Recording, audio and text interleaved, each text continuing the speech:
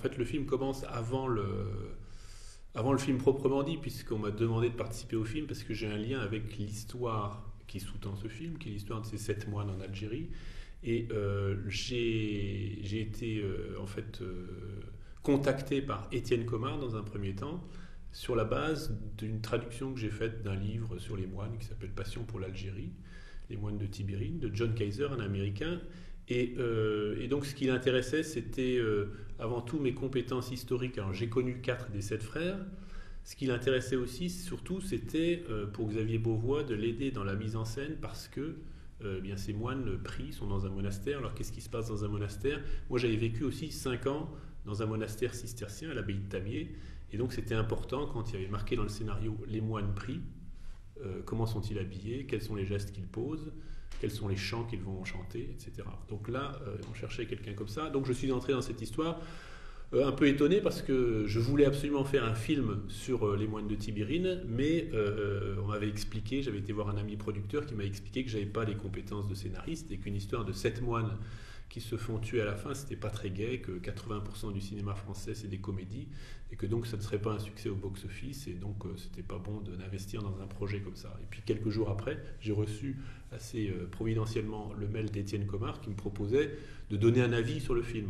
Au début, j'ai cru que c'était simplement un avis et puis très rapidement, Xavier Beauvois, qui est tout sauf un bureaucrate, en fait en 24 heures après m'avoir vu, m'appelle et me dit Henri, est-ce que tu accepterais d'être conseiller sur le film?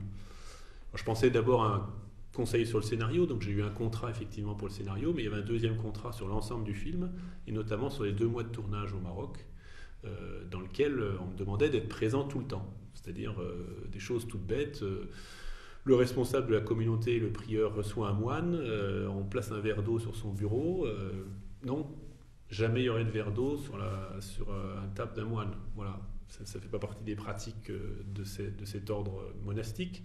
Donc tous ces détails, un peu comme un script spécialisé, j'étais obligé de les détecter, mais aussi de réécrire certaines scènes quand elles me paraissaient trop éloignées de la réalité historique ou ne mettant pas assez en valeur tel ou tel aspect de la communauté. Voilà. Donc il y avait à la fois le travail sur le scénario en amont, sur les décors aussi, puisque j'avais rapporté de mon voyage en 2006 à Tibérine, donc au monastère en Algérie, des photos de détail qui ont été utiles pour Michel Barthélémy, le chef décorateur, qui n'a pas cherché à recréer au détail près l'ensemble de l'environnement du monastère, mais qui est quelques objets très forts, comme par exemple la Vierge du cloître, qui a été refaite sur la base des photos que j'ai fournies, une icône qui est dans la chapelle, enfin il y a des détails, les horaires du frère Luc, médecin, tout ça, ça a été fait à partir de photos de détails, et en même temps il me demandait mon avis sur les vitraux, donc à un moment donné j'aurais fait refaire un vitrail qui pour moi n'était pas très juste théologiquement, à partir de détails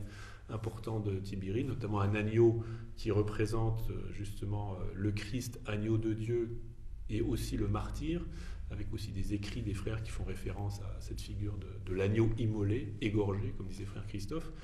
Donc tout ça, c'est des tas de détails auxquels on me demandait d'apporter un regard un peu de l'intérieur de la vie monastique.